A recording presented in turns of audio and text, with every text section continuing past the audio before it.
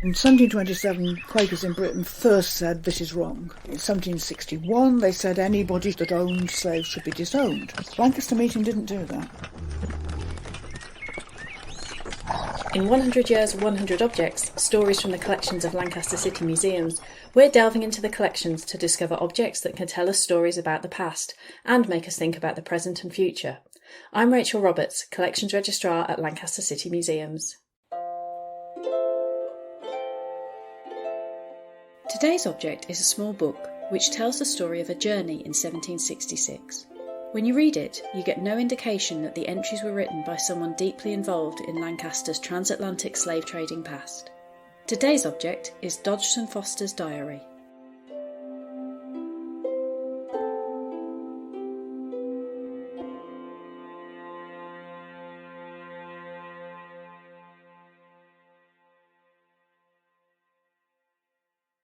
The book is roughly A5 in size, but the spine is at the top, shorter edge. The cover is brown with a floral pattern around the edges that's still just discernible. The pages were originally blank, but over the years it has been used by several people at different times. Some of the pages contain poetry by Dodshon Foster's son Miles, while others are filled with copies of letters sent to family members.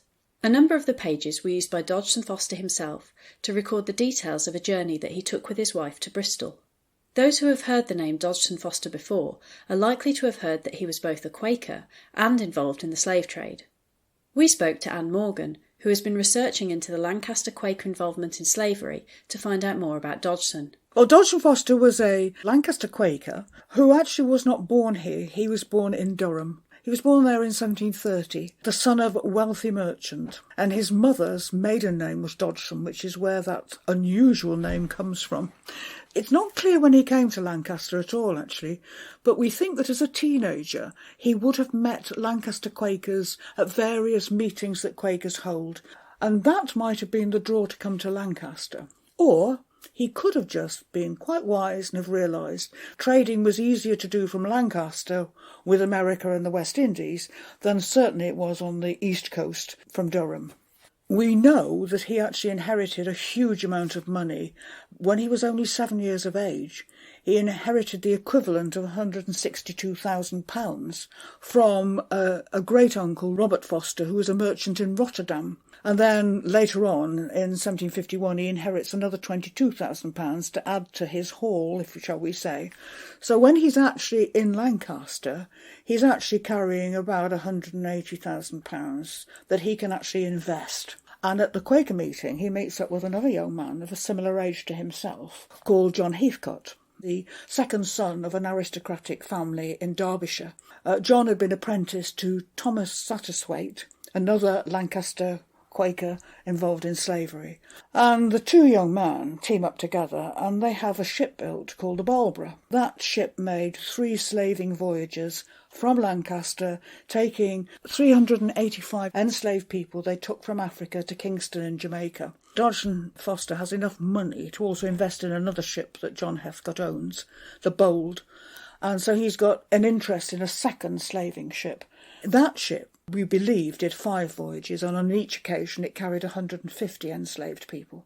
John dies suddenly in 1758. That is the same year that Lancaster meeting would hear of the yearly meeting pronouncement saying that slaving was wrong. Now, what we don't know is whether John's death or whether this pronouncement caused Dodshon to stop slave trading. But within a month of John's death, the Balborough is put up for sale at the Sun Hotel in Lancaster. And that really is the end of Dodshon Foster's actual involvement in slave trading and in slavery, because he then turns to his father-in-law, because he marries Elizabeth Birkett, whose father was Miles, was actually a prominent Quaker, banker, merchant in Lancaster, with properties in Antigua, and through Miles he develops other commercial activity. Still, we've got to be honest, trading in goods produced by enslaved people. Not actually trading people, but he's nevertheless trading in the goods that they produce. Next, we looked at the diary he left behind, which deals with only one very specific period of time and gives no hint about Dodshon's connections to the transatlantic slave trade.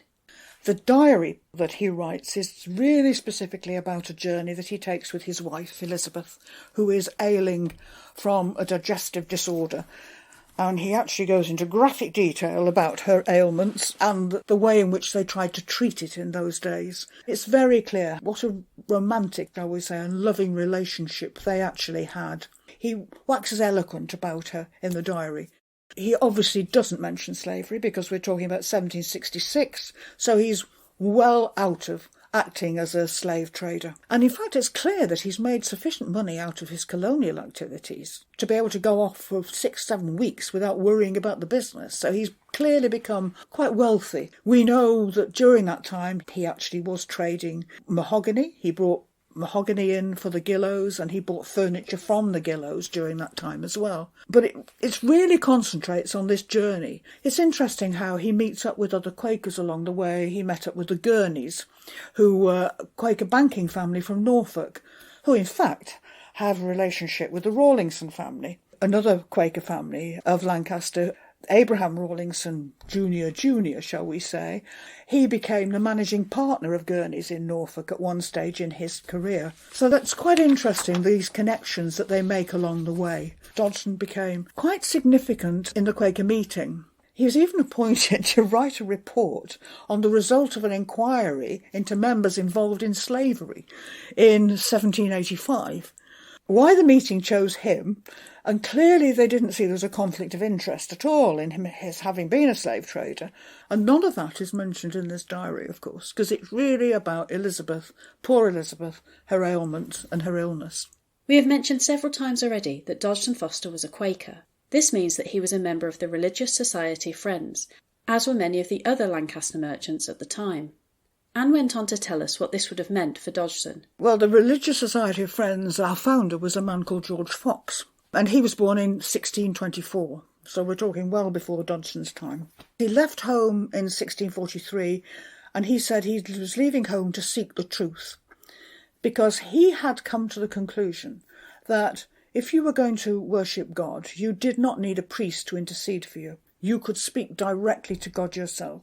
You didn't need to do it in a church. Why did you have to pay a tithe to the church? And that was his main message in these early days. I mean, he actually came to Lancaster and he preached outside the Priory Church in 1652 against the priest at the church. And the congregation came out and stoned him.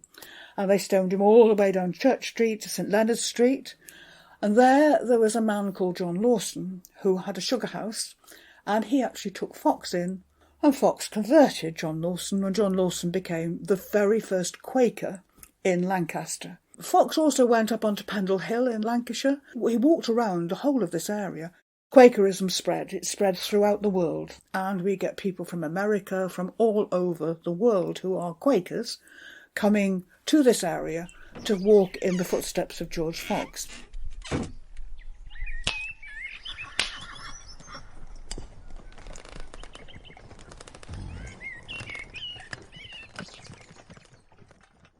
Even in Dodshon's time, most Quakers were against slavery.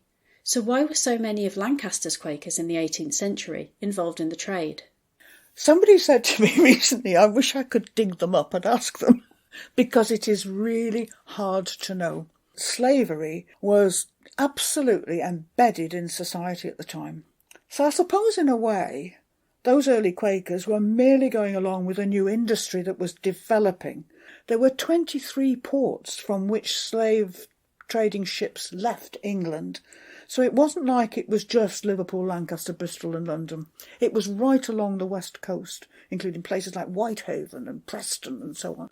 Now, it was the American Quakers who talked about equality and saying that these Africans should be treated equally. But we can see the established church was saying it was okay to enslave people. So you've got this conflict within Christianity about an approach to slavery. And George Fox doesn't oppose it, because Quakers in America had slaves before they became Quakers.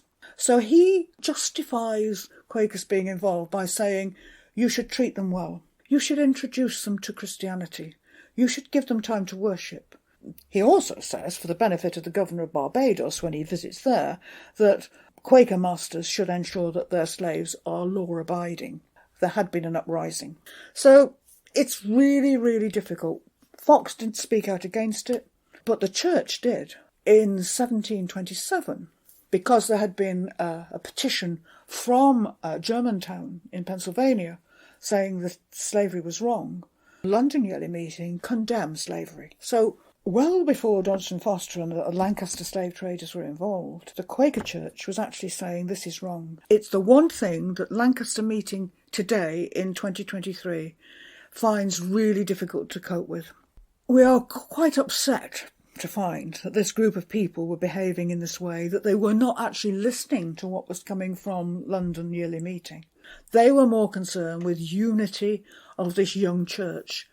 So they were disowning people for marrying out. They were disowning people for getting repeatedly into debt, for joining a militia. Two of the Rawlinson brothers were disowned for privateering, that is, stealing a ship, basically, with a letter of marque and the ship's contents. And so numbers of Quakers were actually disappearing a little. And I've searched and searched our archive to see if there's any reference to anybody being admonished, shall we say, for being involved in slavery. And I can find nothing. Now, these men were powerful men in Lancaster. They were rich merchants. The Quaker Church at that stage was much more diverse than we are today. There would be agricultural workers, a lot of the church. There would be people working for these organisations, reliant on these rich merchants for their jobs and for their livings. This is my opinion. So I think there was a nervousness about tackling these powerful men.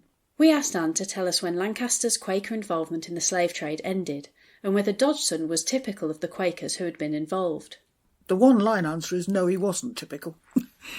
He was atypical because he wasn't in it for very long, because he turned to colonial trading and found that much more profitable. There are 18 Lancaster Quaker merchants who were involved in slavery. I'm using the broader term because some were not involved in trading people, but they were involved in ownership of them. There were also 2 Quaker women actively involved in a company that was trading slaves, and they were Mary Rawlinson and her daughter Lydia Rawlinson. They were part of Abraham Rawlinson Jr., the son of Thomas Hutton Rawlinson's family. He set up his own company, and they were given a 6th share each in that company. Thomas Rawlinson was very heavily involved. He, with Thomas Bond, his partner, who was an Anglican, by the 1790s, they owned 6 plantations, 4 of which they acquired through government mortgages. Our government was putting up mortgages for people to buy plantations, so they bought a plantation on St Vincent, on Grenada, on Berbice and Demerara. It's quite horrifying, actually, to find so many involved in different ways. Well, as I've said, in 1727, Quakers in Britain first said this is wrong. And then again in 1758, they continued that story. In 1761, they said anybody that owned slaves should be disowned. Lancaster Meeting didn't do that. They even ignored a letter they had in 1792 from York Friends saying, we know one of your number is involved in ownership of slaves, but we expect you've done something about it. Well, they haven't. They didn't, and there's no evidence in our archive that they did. It peters out, I think, as people die. But then in 1799, of course, there's legislation passed, which means that no more slaving ships can leave Lancaster. They can only sail from Liverpool, London or Bristol. The few that are still involved transfer their businesses to Liverpool. So Thomas Rawlinson, who I've mentioned, he transfers his business and he trades out of Liverpool. Lancaster Meeting became involved in abolition, but not till after abolition. They became involved in supporting the American Quakers, who found themselves in jail as a result of being abolitionists during the period between 1807 and 1833, when slavery is abolished throughout the British Empire. We are concerned, as Quakers today, in the legacies that this has left. There is no doubt that the slavery that some Quakers are involved in has left a legacy of racism in our country today. It resulted in the collapse of economies in Africa, which left them wide open to colonialism, which Great Britain was guilty of going into many countries in Africa and colonising. And they are now left with a whole problem of loss and damage to their economies, and they still are suffering. So as a church, we're now looking at the whole issue of reparative justice.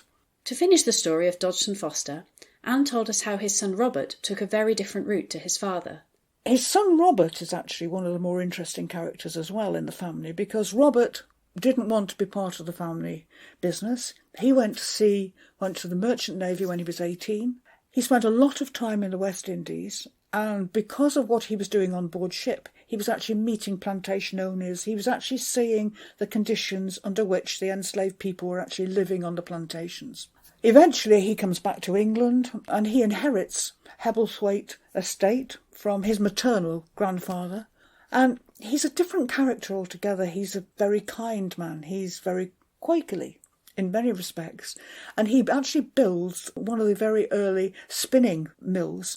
And he says, I built this for the benefit of the poor. So he's giving employment to the poor of the Sedbergh area. He actually went to school in Sedbergh. And in fact, he marries the daughter of the family that he stayed with when he was at school in Sedbergh. So what we've got is a situation where Robert Foster sort of turns round, if you like, his father, having been a slave trader, into something different. And we find that in 1791, he's invited by Wilberforce to actually present information from his observations in the West Indies to the Parliamentary Select Committee looking into slavery. Thank you so much for listening to this episode of 100 Years, 100 Objects. There are lots more episodes in the series examining everything from milestones to medals.